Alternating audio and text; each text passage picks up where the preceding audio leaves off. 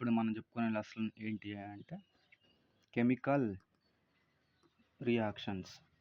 Chemical reactions fourth lesson. So ఇంకా 3 lessons మాత్రమే ఉన్నాయి. So will complete as soon as possible. Okay. Fourth lesson ఏంటిది? Chemical reactions. So ఈ chemical reactions అంటే ఏంటో చూద్దాం. సో అసలు ఈ కెమికల్ రియాక్షన్ అంటే ఏంటి? సో ఈ కెమికల్ రియాక్షన్ అంటే ఏంటి అంటే chemical reaction it is a process in which reactants లేదా సబ్స్టాన్సెస్ ట్రాన్స్ఫార్మ్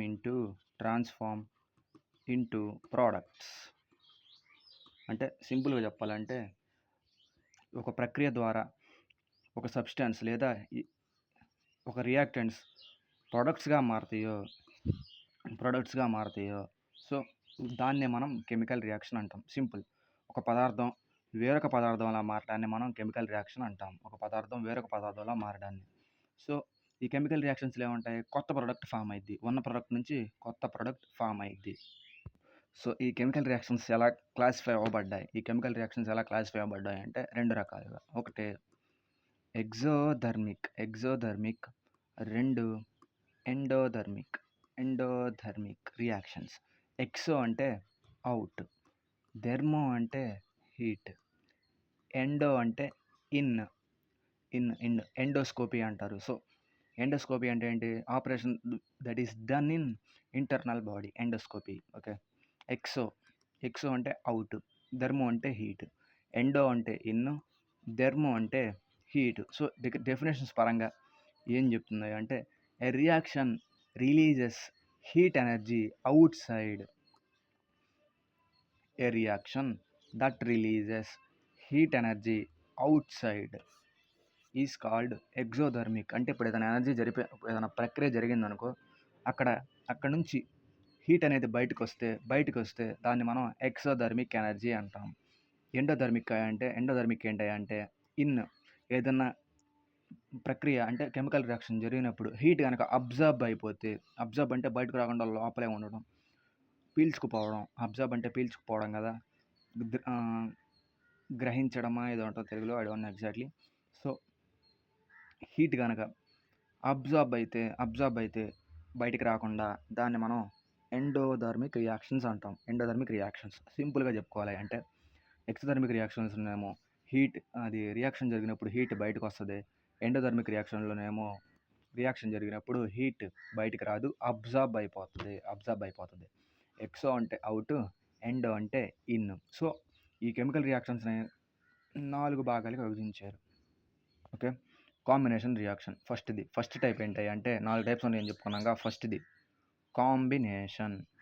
సో ఫస్ట్ది కాంబినేషన్ రియాక్షన్. సో ఈ కాంబినేషన్ రియాక్షన్ అంటే ఏంటి? కాంబినేషన్ రియాక్షన్ అంటే కాంబినేషన్ పేరులోనే ఉంది, కంబైన్ అవ్వడం అంటే 2 ఆర్ అంటే 2 సబ్స్టెన్స్ని కలిపి కొత్త సబ్స్టెన్స్ ఫామ్ చేయడం. ఇదే టెక్నికల్గా చెప్పాలి అంటే it is a chemical reaction where a single product is formed due to 2 or more reactants అంటే ఏవైతే రియాక్షన్స్ జరుపుతాయో అవి 2 అంతకంటే ఎక్కువ రియాక్షన్స్ అంటే చర్య జరిపే పదార్థాలు కలిసినప్పుడు ఒక కొత్త ప్రోడక్ట్ ఒకే ఒక సింగిల్ ప్రోడక్ట్ ఫామ్ అవడాన్ని మనం దాన్ని కాంబినేషన్ రియాక్షన్ అంటాం. సో ఈ కాంబినేషన్ రియాక్షన్స్ ఎప్పుడు ఎగ్జోథర్మిక్. సో దీనికి ఎగ్జాంపుల్ ఏంటి అంటే CaO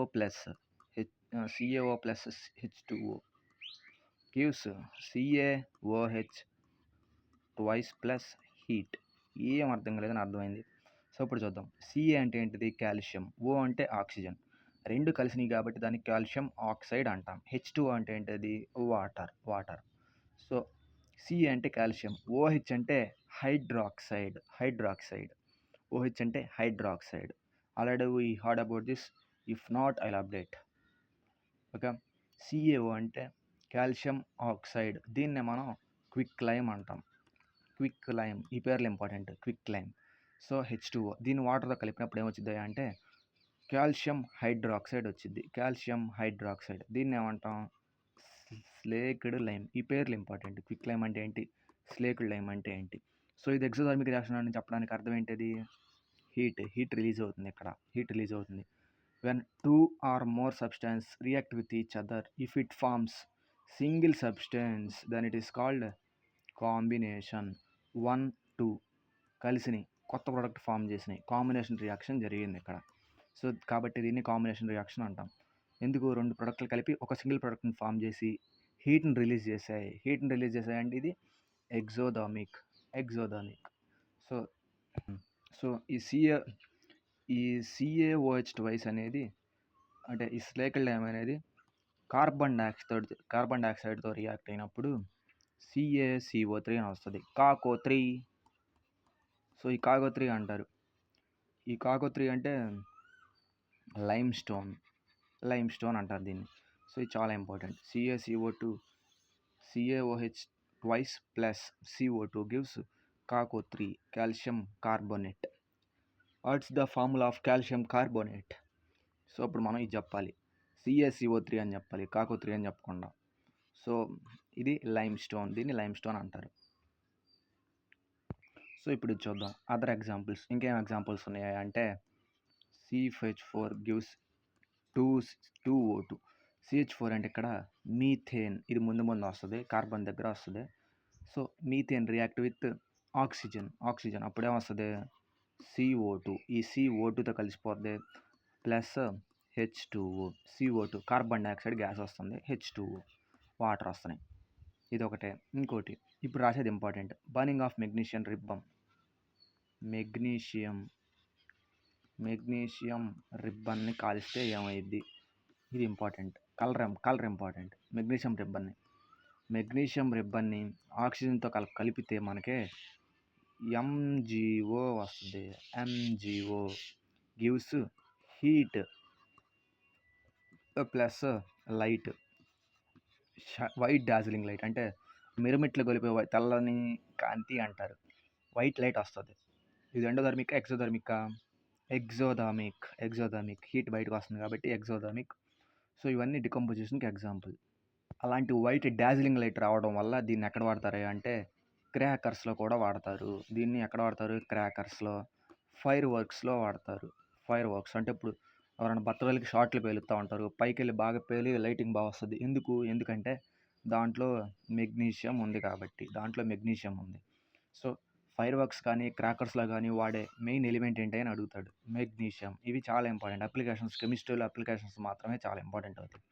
రియాక్షన్స్ కూడా అంత ఇంపార్టెంట్ అవ్వవు. అప్లికేషన్స్ అంటే ఎక్కడెక్కడ వాడతారని.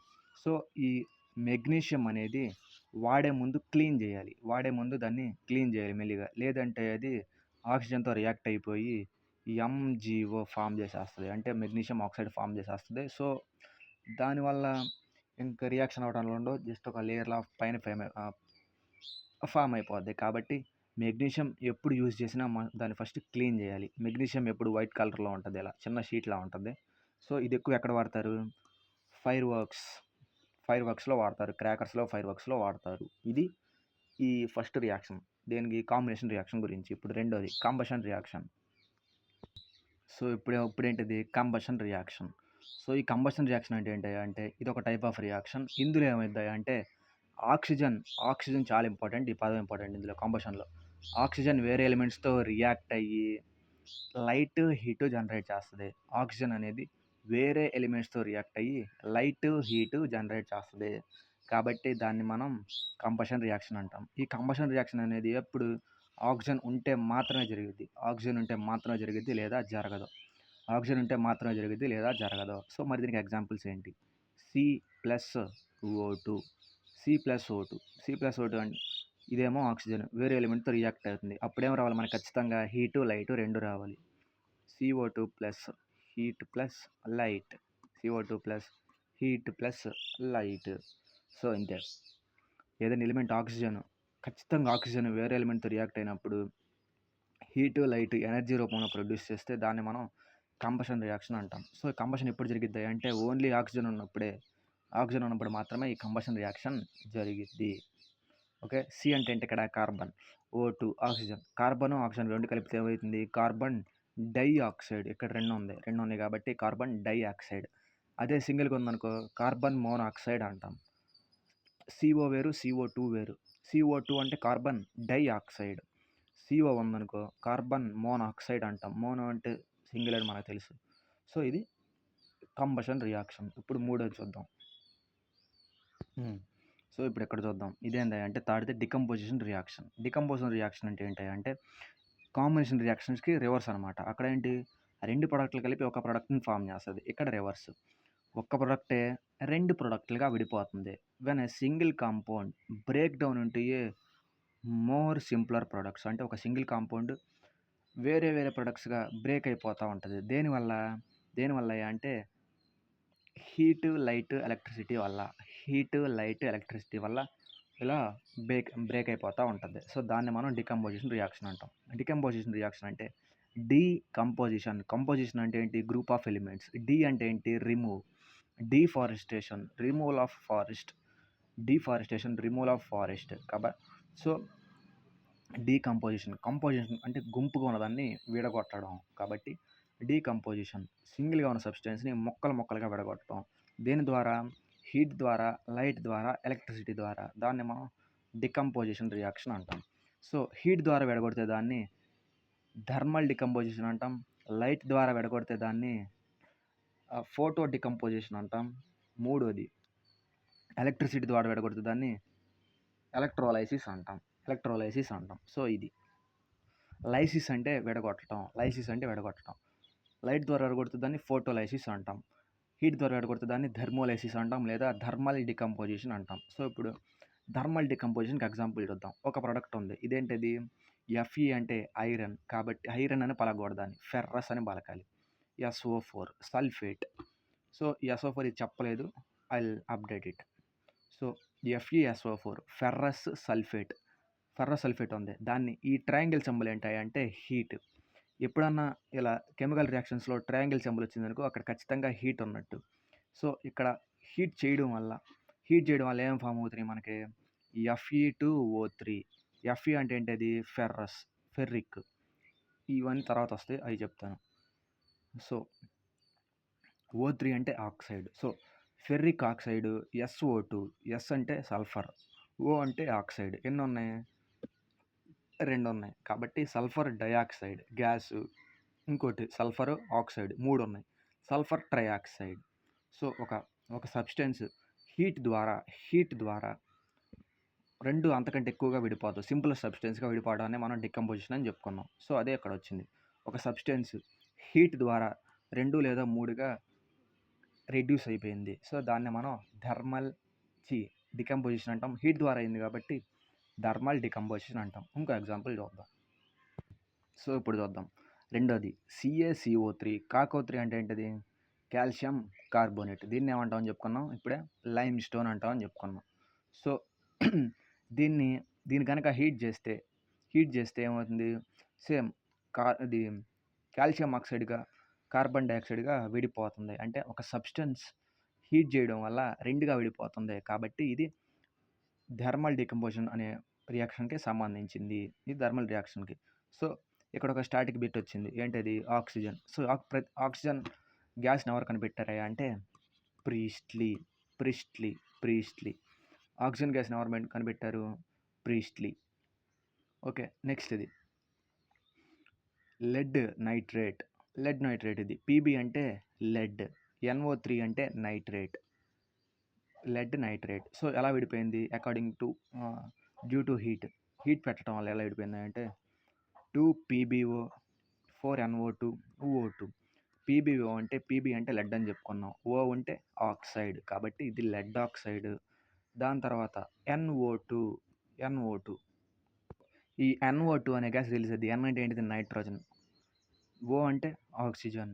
నైట్రోజన్ ఆక్సైడ్ రిలీజ్ అవుద్ది. సో, ఈ నైట్రోజన్ ఆక్సైడ్ దీని పేరు ఐ డోంట్ నో ఎగ్జాక్ట్లీ మర్చిపోయాను. I update. సో, ఈ NO2 రిలీజ్ అయ్యిద్ది. సో, NO2 ఏ కలర్‌లో ఉంటుందని అడుగుతాడు. బ్రౌన్ కలర్‌లో ఈ గ్యాస్ రిలీజ్ అయ్యిద్ది. ఎప్పుడు? లెడ్ నైట్రేట్ మీద ఎక్కువ హీట్ పడినప్పుడు మనకి ఏ గ్యాస్ రిలీజ్ అయ్యిద్ది అంటే NO2 రిలీజ్ అయిద్ది. NO2 రిలీజ్ అయిద్ది. మళ్ళీ ఆక్సిజన్ రిలీజ్ అయిద్ది. ఆక్సిజన్ అంత కేర్ చేయం. ఈ NO2 ఈ gas colour important. Brown fumes అంటే పొగలు దట్టంగా అని. Brown fumes of NO2 release అయిద్ది. ఎప్పుడు? లెడ్ నైట్రేట్‌ని థర్మల్ డికంపోజిషన్ చేసినప్పుడు. సో, ఇది థర్మల్ డికంపోజిషన్ అంటే. ఇప్పుడు ఎలక్ట్రిసిటీ ద్వారా కూడా అయిద్దని చెప్పుకున్నాం కదా! అది చూద్దాం. ఇప్పుడు ఎలక్ట్రోలైసిస్. ఎలక్ట్రో అంటే ఏంటిది? ఎలక్ట్రో అంటే ఎలక్ట్రిసిటీ. లైసిస్ అంటే విడిపోవడం అని చెప్పా. అంటే ఎలక్ట్రోలైసిస్. వాటర్ ద్వారా విడిపోయే పద్ధతిని మనం వాటర్ ద్వారా విడగొట్టే లేదా ఎలక్ట్రిసిటీ ద్వారా ఎలక్ట్రిసిటీ ద్వారా విడగొట్టే పద్ధతిని మనం ఎలక్ట్రోలైసిస్ అంటాం. సో, ఇది దేని మీద చేస్తున్నాం? వాటర్ మీద చేస్తాం. సో, వాటర్ ఫార్ములా ఏంటిది? 2H అది వాటర్ ఫార్ములా H2O. కాబట్టి ఎలక్ట్రోలైసిస్ చేయడం వల్ల ఏమైద్ది అంటే హైడ్రోజన్ ఒకవైపు, ఆక్సిజన్ ఒకవైపు విడిపోద్ది. దేనివల్ల విడగొడుతున్నాం? కరెంట్ ద్వారా. కాబట్టి దాన్ని మనం ఎలక్ట్రోలైసిస్ అంటాం. ఒక ప్రోడక్ట్ ఎలక్ట్రిసిటీ ద్వారా 2గా విడిపోతే దాన్ని మనం ఏమంటామని చెప్పుకున్నాం? Decomposition reaction. అది ఎలా విడిపోద్ది అంటే ఒక సెల్ తీసుకుంటారు. సెల్ అంటే ఒక బ్యాటరీ లెక్క మనకి. సో, ఒక పాజిటివ్ టెర్మినల్, ఒక నెగెటివ్ టెర్మినల్ ఉంటుంది. పాజిటివ్ టెర్మినల్‌ని యానోడ్‌కి కనెక్ట్ చేస్తారు. నెగెటివ్ టెర్మినల్‌ని క్యాథోడ్‌కి కనెక్ట్ చేస్తారు. మామూలుగా ఆక్సిజన్ పవర్ ఏంటిది? ఆక్సిజన్ పవర్ O- అంటే నెగెటివ్‌ది. నెగెటివ్ ఎటుండాలి? పాజిటివ్ వైపు అట్రాక్ట్ అవ్వాలి. నెగెటివ్ వైపు అట్రాక్ట్ అవ్వదు. ఎందుకు? Like charges repels each other అని చెప్పుకున్నాం. అంటే 2 సేమ్‌గా ఉండే పదార్థాలు ఒకవైపు ఎప్పటికీ రావు. ఎప్పుడైనా ఆలోచించు. 2 సేమ్‌గా ఉండే పదార్థాలు ఎప్పుడు ఒకవైపు ఉండవు. సో, కాబట్టి పాజిటివ్ వైపు వచ్చింది. అంటే O2 ఏంటిది? Oxygen negative power. కాబట్టి అది పాజిటివ్ వైపు రావాలి. పాజిటివ్ వైపు వచ్చింది. సో, హైడ్రోజన్ అనేది పాజిటివ్ పవర్. కాబట్టి నెగెటివ్ వైపు ఉండాలి. అదిగో మైనస్ వైపు వచ్చింది. సో, ఇలా విడిపోవడాన్ని వాటర్ ద్వారా H2O 2గా విడిపోయింది. కాబట్టి దాన్ని డికంపోజిషన్ రియాక్షన్ అంటాం. సో, హైడ్రోజన్ అనేది ఆక్సిజన్‌కి డబల్ ఉంటది. ఈ రియాక్షన్‌లో హైడ్రోజన్ అనేది ఆక్సిజన్‌కి ఎప్పుడు డబల్ ఉంటది. అంటే ఆక్సిజన్ 2 కలెక్ట్ అయితే హైడ్రోజన్ 4 కలెక్ట్ అయిద్ది ఇక్కడ ఈ ప్లేస్‌లో. ఓకే. ఇది ఎలక్ట్రోలైసిస్ రియాక్షన్ అంటే. లైసిస్ అంటే డివిజన్. ఎలక్ట్రో అంటే కరెంట్ లేదా పవర్ ద్వారా 2గా విడిపోవడాన్ని మనం ఎలక్ట్రోలైసిస్ అంటాం. విడగొట్టడాన్ని. ఇది ఎలక్ట్రోలైసిస్ గురించి. ఇంకేముంది? లైట్ ద్వారా డికంపోజిషన్ అయిద్దని చెప్పుకున్నాం. సో, ఇప్పుడు అది చూద్దాం. ఇప్పుడు మూడోది ఏంటిది? ఫోటోలైసిస్. ఫోటో అంటే సన్.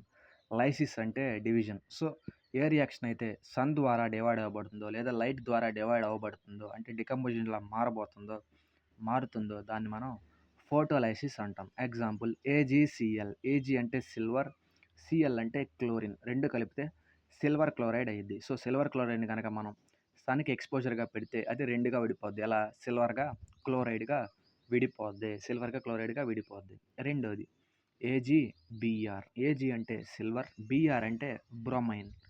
2 కలిపితే సిల్వర్ బ్రోమైడ్‌గా విడిపోతా ఉంటుంది. ఎందుకు? ఫోటోలైసిస్. ఏదైనా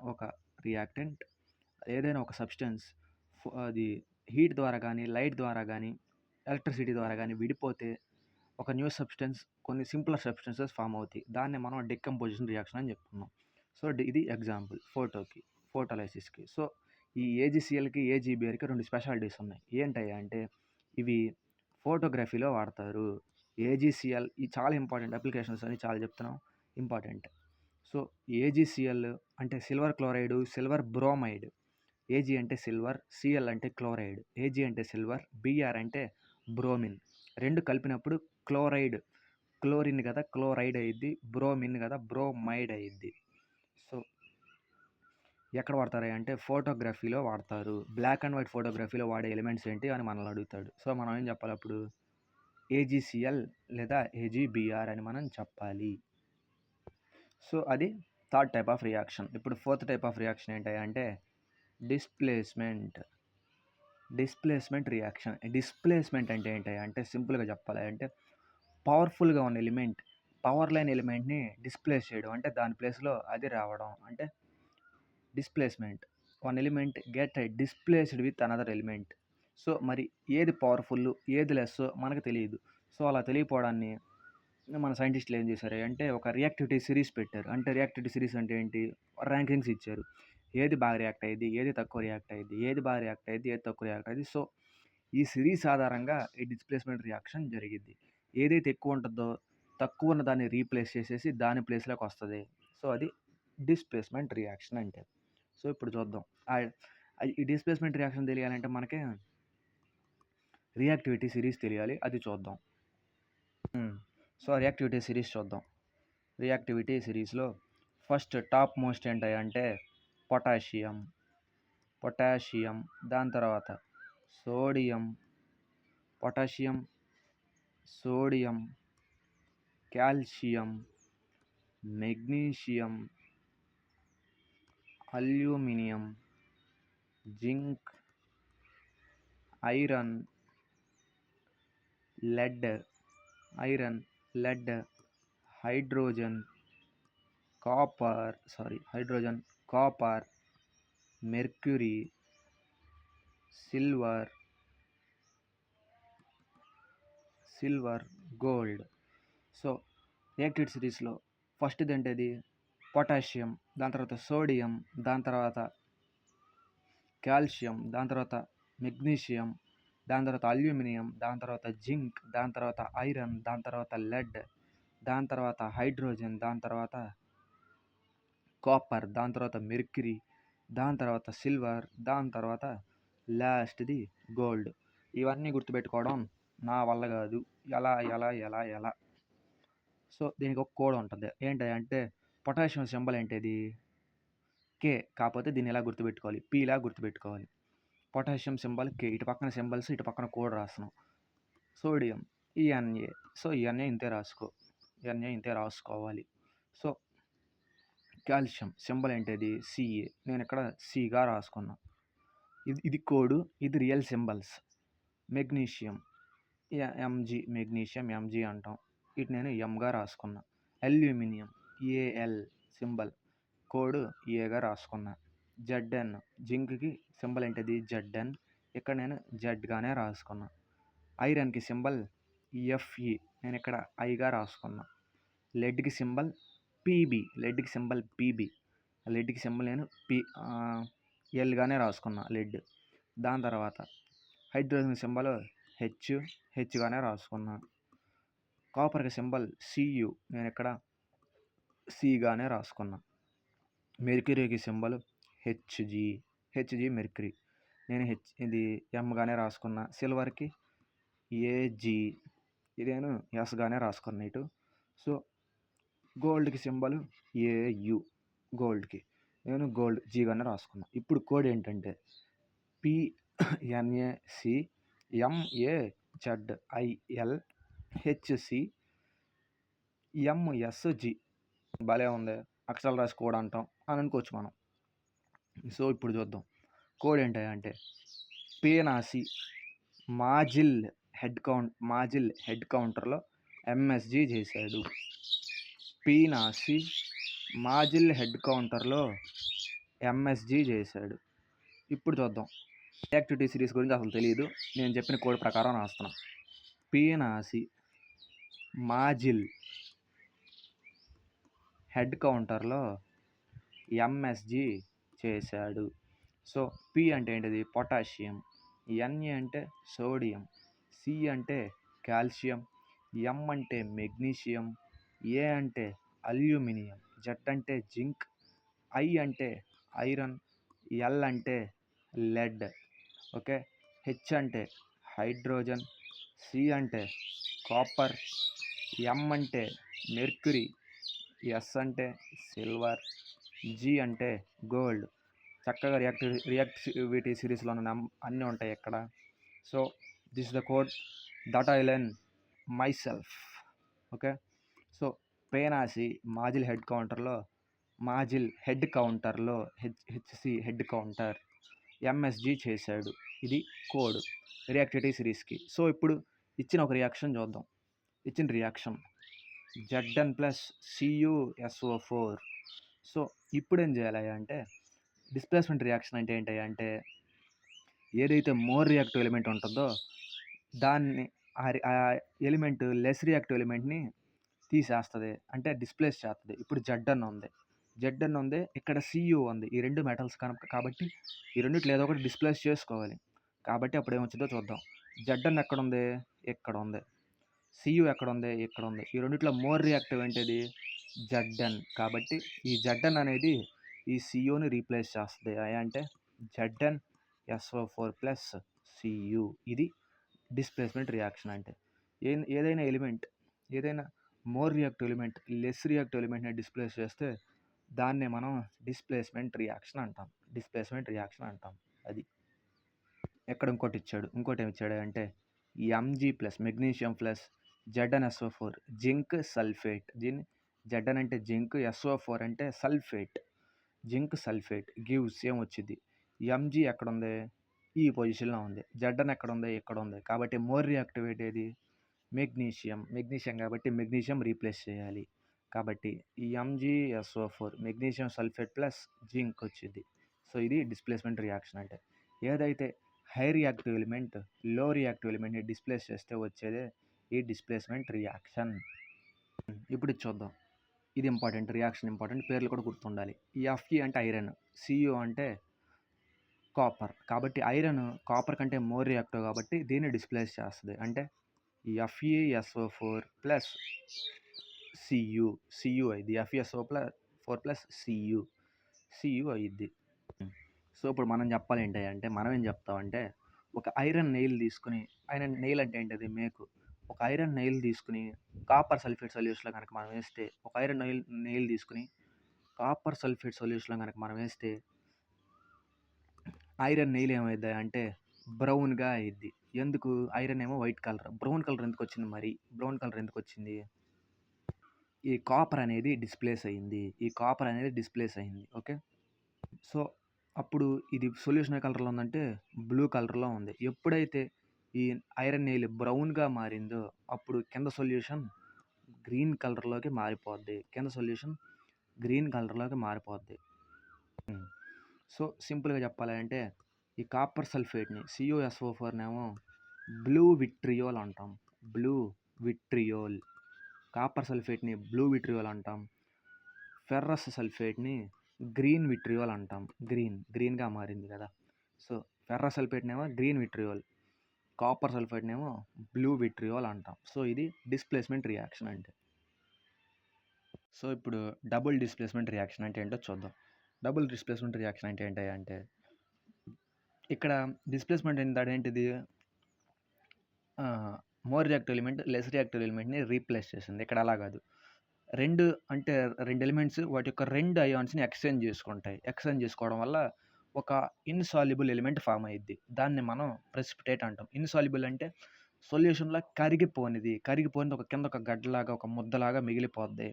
సో దాన్ని మనం ప్రెసిపిటేట్ అంటాం. అలా ప్రెసిపిటేట్ ఫామ్ అవ్వడం వల్ల ఈ రియాక్షన్ని అంటే డబుల్ డిస్ప్లేస్మెంట్ రియాక్షన్ మనం ప్రెసిపిటేషన్ రియాక్షన్ అని కూడా అంటాం. సింపుల్గా చెప్పాలంటే 2 కాంపౌండ్స్ ఉంటాయి.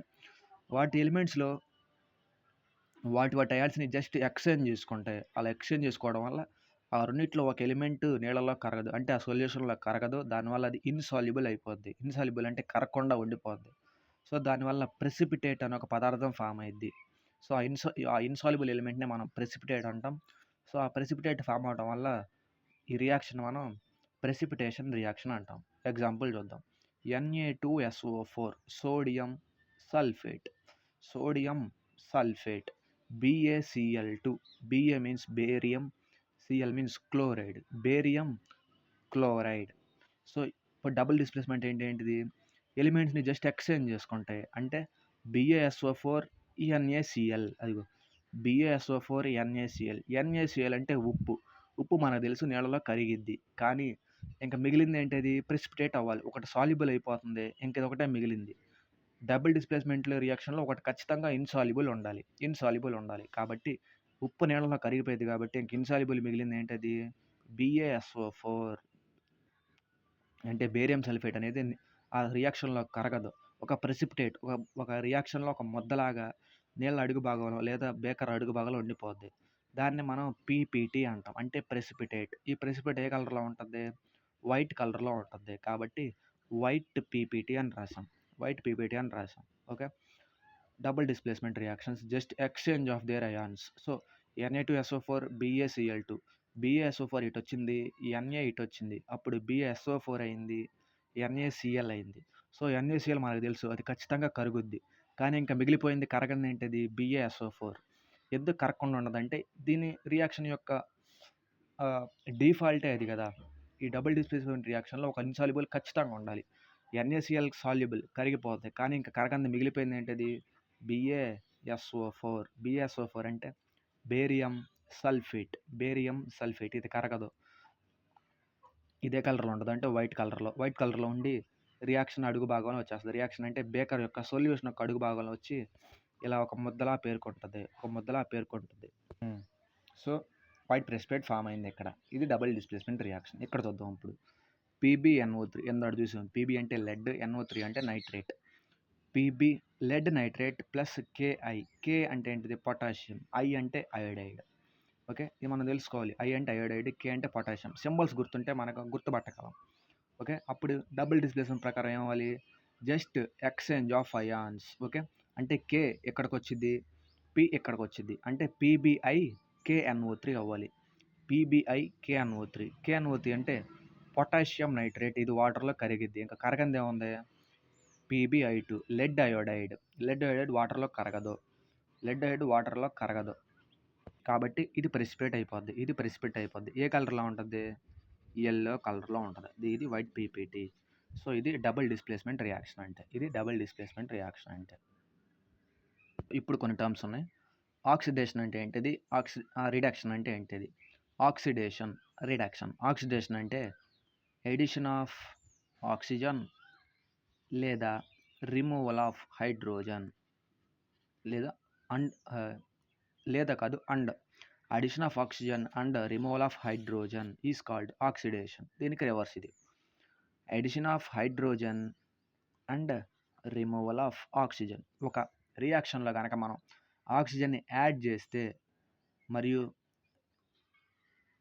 హైడ్రోజన్ని రిమూవ్ చేస్తే వచ్చేదాన్ని మనం ఏమంటాం? ఆ ప్రాసెస్ని ఆక్సిడేషన్ అంటాం.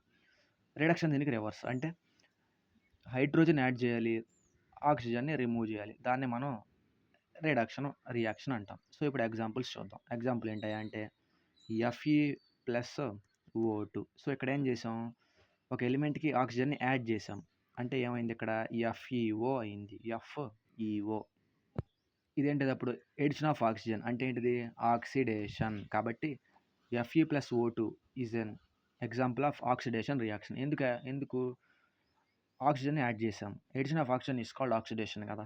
కాబట్టి ఇది ఆక్సిడేషన్‌కి ఎగ్జాంపుల్. మరి రిడక్షన్ అంటే ఒక ఆక్సిజన్ తీసేయాలి లేదా హైడ్రోజన్ యాడ్ చేయాలి. ఇప్పుడు చూద్దాం. PbO+C. సో, Pb అంటే ఏంటిది? లెడ్. O అంటే ఆక్సైడ్. కాబట్టి PbO కార్బన్‌తో రియాక్ట్ అయినప్పుడు ఏమొచ్చిద్దయ్యా అంటే Pb+CO2. అంటే ఇక్కడ ఆక్సిజన్ ఉంది. రియాక్షన్ జరిగినప్పుడు ఆక్సిజన్ పోయింది. అంటే ఆక్సిజన్ ఇక్కడ లాస్ అయింది. Removal of oxygen. Removal of oxygen ఏమంటాం మరి? రిడక్షన్ అంటాం. So, simple. Addition of oxygen. ఇక్కడేమో ఆక్సిజన్ యాడ్ అయింది. Feకి ఆక్సిజన్ యాడ్ అయింది. కాబట్టి దాన్ని ఆక్సిడేషన్ రియాక్షన్ అన్నాం. మళ్ళీ ఇక్కడ రిడక్షన్ అంటే ఆక్సిజన్ ఇక్కడ నుంచి పోయింది. అంటే PbO+C. పీబీలో ఇంకా పీబీ దగ్గర ఉన్న ఆక్సిజన్ అంటే లెడ్ దగ్గర ఉన్న ఆక్సిజన్ పోయింది దాని దగ్గర నుంచి పోయింది కాబట్టి దాన్ని మనం ఏమంటాం? రిడక్షన్ అంటాం. రిడక్షన్. సో, ఇప్పుడు ఇది చూస్తే మనకి ఈ రియాక్షన్ చూసాం. PbO+C gives 2Pb+CO2. ఇదేంటిది? ప్యూర్‌గా రిడక్షన్ రియాక్షన్. కానీ ఇక్కడ మనకు 2 టర్మ్స్ తెలియాలి. ఏంటిదది? ఆక్సిడైజింగ్ ఏజెంట్ అంటే ఏంటిది? రెడ్యూసింగ్ ఏజెంట్ అంటే ఏంటిది? ఆక్సిడైజింగ్ ఏజెంట్ అంటే ఏంటిదంటే ఆక్సిడైజింగ్ ఏజెంట్ ఏంటంటే ఏది ఆక్సిజన్ లూజ్ అవ్వబడుతుందో అది ఆక్సిడైజింగ్ ఏజెంట్. సింపుల్‌గా చెప్పాలంటే ఏదైతే ఎలిమెంట్ వేరొక దాన్ని రెడ్యూసింగ్ ఎలిమెంట్‌గా మారుస్తుందో దాన్ని మనం ఆక్సిడైజింగ్ ఏజెంట్ అంటాం. సింపుల్‌గా చెప్పాలి. ఇప్పుడు ఇది ఉంది. దీనివల్లే కదా రిడక్షన్ జరిగింది ఇక్కడ. కాబట్టి ఇది ఆక్సిడైజింగ్ ఏజెంట్ అయ్యిద్ది. ఎందుకు? దీని ద్వారానే దీని దగ్గర ఉన్న ఆక్సిజన్ బయటికెళ్ళిపోయి రిడక్షన్ ఇక్కడ జరిపింది. కాబట్టి ఏ ఎలిమెంట్ అయితే దాని దగ్గర ఉన్న ఆక్సిజన్ని రిలీజ్ చేసేసి వేరే ఎలిమెంట్‌లో రిడక్షన్ జరగడానికి ఉపయోగపడుతుందో లేదా ఆక్సిడైజింగ్ జరపడానికి ఉపయోగపడుతుందో దాన్ని మనం ఏమంటాం అంటే ఆక్సిడైజింగ్ ఏజెంట్ అంటాం. సో, తన దగ్గర ఉన్న ఆక్సిజన్ని బయటికి ఇచ్చేసి వేరొక దానిలో కలిపే దాన్ని మనం ఆక్సిడైజింగ్ ఏజెంట్ అంటాం. మరి రెడ్యూసింగ్ అంటే ఏజెంట్ అంటే ఏంటి? ఏదైతే వస్తున్నాయి ఇక్కడ లూజ్ అయిన ఆక్సిజన్‌ని కలుపుకుంటుందో దాన్ని మనం రెడ్యూసింగ్ ఏజెంట్ అంటాం. ఏదైతే ఏదైతే ఇక్కడ నుంచి రిలీజ్ అయిపోయిన ఇక్కడ నుంచి లెఫ్ట్ అయిపోయిన ఆక్సిజన్‌ని కలుపుకుంటుందో దాన్నే మనం రెడ్యూసింగ్ ఏజెంట్ అంటాం. దీంట్లో ఆక్సిడైజింగ్ ఏజెంట్ ఏంటిది? అంటే దీనిలో ఆక్సిజన్‌ని పోగొట్టుకుంటుంది ఏంటిది? ఓ అంటే పీబీఓ ఇక్కడ ఆక్సిడైజింగ్ ఏజెంట్. మరి రెడ్యూసింగ్ ఏజెంట్ ఏంటిది అంటే వచ్చిన దాన్ని కలుపుకుంటుంది. ఏంటిది? సినే ఇక్కడ కలుపుకుంటుంది. కాబట్టి ఆక్సిడైజింగ్ ఏజెంట్ ఏమో పీబీఓ, రెడ్యూసింగ్ ఏజెంట్ ఏమో సి. ఆక్సిడేషన్ అంటే addition of oxygen and removal of hydrogen. మరి రిడక్షన్ అంటే removal of oxygen and addition of hydrogen. ఇది redox reaction, oxidation reaction. So reduction, oxidation. ఇప్పుడు రిడాక్స్ అంటే రిడక్షన్ అవ్వాలి, oxidation అవ్వాలి. సో అది చూద్దాం. సో ఇప్పుడు రిడాక్స్ రియాక్షన్స్ అంటే ఏంటి అంటే రిడక్షను, ఆక్సిడేషన్ ఒకే రియాక్షన్లో రిడక్షన్ ప్రాసెస్, ఆక్సిడేషన్ ప్రాసెస్ జరిగితే ఆ రియాక్షన్స్ని మనం రిడాక్స్ రియాక్షన్స్ అంటాం. సో ఇది రిడాక్స్ రియాక్షన్స్ అంటే ఓకే. దీని తర్వాత మనకి రెండు టాపిక్స్ ఉన్నాయి ఇంకా. కొరిజన్, దీన్నే కరోజన్ అంటాం. ర్యాన్సిడిటీ. ఈ రెండు చెప్పుకుంటే ఈ లెసన్ కంప్లీట్గా అయిపోద్ది. So corrosion, rancidity. ఈ కరోజన్ గురించి డిస్కస్ చేద్దాం. కొరిజన్ లేదా కరోజన్ అంటే ఏంటి అంటే డిటోరియేషన్ ఆఫ్ మెటల్ సర్ఫేస్. అంటే మెటల్ సర్ఫేస్ పూర్తిగా పాడైపోవడం, మెటల్ సర్ఫేస్ పూర్తిగా అంటే దాని గుణాన్ని కోల్పోవడం, చెడిపోవడం, విరిగిపోవడం లేదా ఇలాంటివి ఉంటాయి కదా. డిటోరియేషన్ అంటే పాడైపోవడం. So deterioration of metal surface as result of reaction with air, water and environment. So metal యొక్క సర్ఫేస్ ఎయిర్, వాటర్తో, ఎన్విరాన్మెంట్తో రియాక్ట్ అవ్వడం వల్ల అది పాడైపోతే దాన్నే మనం కొరిజన్ అంటాం. It is a process in which deterioration of metal as a result of its reaction with air, water, environment. Metal air, water, ఎన్విరాన్మెంట్తో రియాక్ట్ అవ్వడం వల్ల దాని యొక్క మెటల్ సర్ఫేస్ డిటోరియేట్ అయిపోతే అంటే పాడైపోతే దాన్నే మనం కరోజన్ లేదా కొరిజన్ అంటాం. సో బేసిక్ ఎగ్జాంపుల్ ఏంటి అంటే రస్టింగ్ ఆఫ్ ఐరన్. ఐరన్ అంటే ఇనుము కనుక వాటర్తో, ఎయిర్తో రియాక్ట్ అయినప్పుడు మనం దాని మీద ఒక రెడ్ ఆక్సైడ్ ఫామ్ అయ్యిద్ది. రెడ్ కలర్ ఒక లేయర్ ఫామ్ అయ్యిద్ది ఐరన్ మీద. సో దాన్నే మనం తెలుగులో తుప్పు అంటాం. తుప్పు దేనికి example? Rusting of iron is example of corrosion. Okay. Corrosion. ఈ రస్ట్ అనేది ఏ కలర్లో ఉంటుంది అంటే రెడ్డిష్ బ్రౌన్గా ఉంటుంది. అటు బ్రౌన్గా ఉండదు, ఇటు రెడ్గా ఉండదు. రెడ్డిష్ బ్రౌన్ కలర్లో ఉంటుంది. దీనివల్ల ఈ ఐరన్ అనేది గాల్లో ఉన్న తేమకు రియాక్ట్ అయ్యిద్ది, అంటే మాయిశ్చర్కి రియాక్ట్ అయ్యిద్ది, ఎయిర్కి రియాక్ట్ అయ్యిద్ది. ఐరన్ అనేది ఎయిర్కి రియాక్ట్ అవ్వడం వల్ల గ్రాడ్యువల్గా ఐరన్ మీద ఒక లేయర్ ఫామ్ అయ్యిద్ది. దానివల్ల ఈ మెటల్ సర్ఫేస్ డిటోరియేట్ అయిపోద్ది, పాడైపోవడం వల్ల దాని మీద ఒక రెడ్డిష్ లేయర్ ఫామ్ అయ్యిద్ది. దాన్ని మనం రస్టింగ్ అంటాం. రస్టింగ్ ఆఫ్ ఐరన్ అంటాం. సో రస్టింగ్ ఒక కెమికల్ ఫార్ములా కూడా ఉంది. రస్ట్కి అంటే తుప్పుకి ఒక కెమికల్ ఫార్ములా ఉంది. ఏంటిది అంటే Fe2O3 ఇంటూ XH2O. ఇది రస్టింగ్కి ఒక ఫార్ములా. FeO3 అంటే ఫెర్రిక్ ఆక్సైడ్ అంతే కదా. సో ఐరన్ అనేది ఆక్సిజన్తో రియాక్ట్ అయింది, అప్పుడు ఫెర్రిక్ ఆక్సైడ్ వచ్చింది. మరి H2O ఎందుకు? హైడ్రేటెడ్ ఆక్సిజన్తో రియాక్ట్ అయింది. అది అంటే తేమతో రియాక్ట్ అవ్వడం వల్లనే ఐరన్ మీద ఆ తుప్పు వచ్చిందని చెప్పడానికి ఈ కెమికల్ ఫార్ములా ఎగ్జాంపుల్.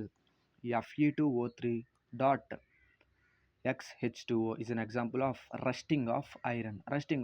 ఇదో ఫస్ట్ ఎగ్జాంపుల్. రెండోది ఏంటి అంటే copper reacts with air gives you green colour. అంటే సింపుల్గా చెప్పాలి అంటే కాపర్ అనేది ఎయిర్కి పెట్టినప్పుడు అంటే ఎక్స్పోజ్డ్ టు ఎయిర్ అంటారు. అంటే ఎయిర్కి పెట్టినప్పుడు కాపర్ బయట పెట్టినప్పుడు గ్రాడ్యువల్గా దాని కలర్ చేంజ్ అయిపోయి అది గ్రీన్ కలర్లో వస్తుంది. ఎందుకు అంటే due to the process of corrosion వల్ల వస్తుంది. కరోషన్ వల్ల దాని మీద ఒక గ్రీన్ లేయర్ ఫామ్ అయ్యిద్ది. కాపర్ మీద ఒక గ్రీన్ లేయర్ ఫామ్ అయిపోయిద్ది. దాన్ని ఏమంటాం మనం? CUO CUOH twice copper hydroxide. Hydroxide ఎందుకు? ఆ తేమ ఈ కాపర్తో రియాక్ట్ అవుతుంది. ఆ తేమ ఈ కాపర్తో రియాక్ట్ అవ్వడం వల్ల ఈ గ్రీన్ కలర్ అనేది దాని మీద వస్తుంది. మూడోది, సిల్వర్ చైన్స్ గ్రాడ్యువల్గా బ్లాక్ అవుతాయి. గ్రాడ్యువల్గా బ్లాక్ ఎందుకు అవుతాయి? దానికి కూడా ఎగ్జాంపుల్ ఇది కరోజన్.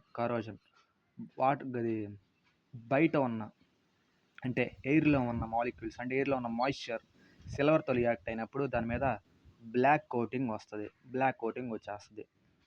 సో ఇది కరోజన్కి ఎగ్జాంపుల్. ఇంకేం మిగిలిపోయింది? ర్యాన్సిడిటీ. అది చెప్పుకుందాం ఇప్పుడు. సో ఇప్పుడు ర్యాన్సిడిటీ అంటే చూద్దాం. ఈ ర్యాన్సిడిటీ అంటే ఏంటంటే it is a type of oxidation reaction. So ఈ ర్యాన్సిడిటీ ఒక ఆక్సిడేషన్ రియాక్షన్ అంట. సో అసలు ఈ ర్యాన్సిడిటీ అంటే ఏంటంటే it is the process by which the fats and oils in the food break down అంటే ఫెయిల్డ్ లేదా కొలాప్స్ అని. సో ఫుడ్లో ఉన్న ఫ్యాట్స్, ఆయిల్స్ అన్నీ కుళ్ళిపోయి దానివల్ల ఏమైద్ది అంటే అన్ప్లెజెంట్ స్మెల్, అంటే దుర్గంధం, దాని యొక్క స్మెల్, టేస్ట్, టెక్స్చర్ మొత్తం మారిపోతాయి. అంటే సింపుల్గా చెప్పాలి అంటే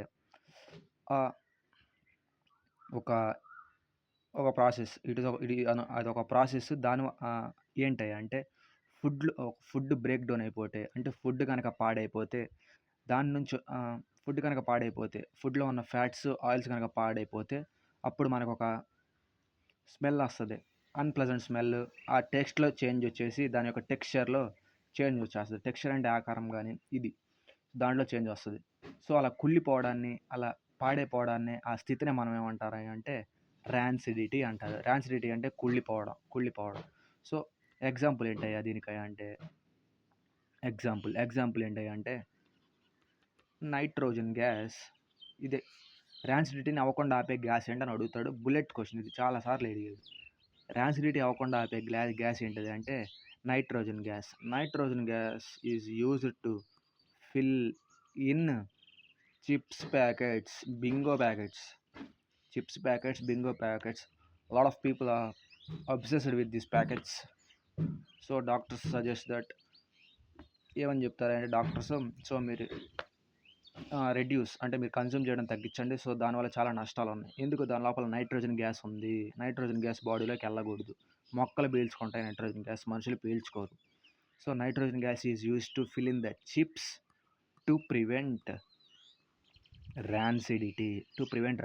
సో ఎలా తగ్గిస్తుంది అంటే నైట్రోజన్ ఆ గ్యాస్లో చిప్స్ ప్యాకెట్లో ఉండటం వల్ల, నైట్రోజన్ ఆ చిప్స్ ప్యాకెట్లో ఉండడం వల్ల ఆ చిప్స్ అనేవి కుళ్ళిపోకుండా, సాగకుండా ఉంటాయి.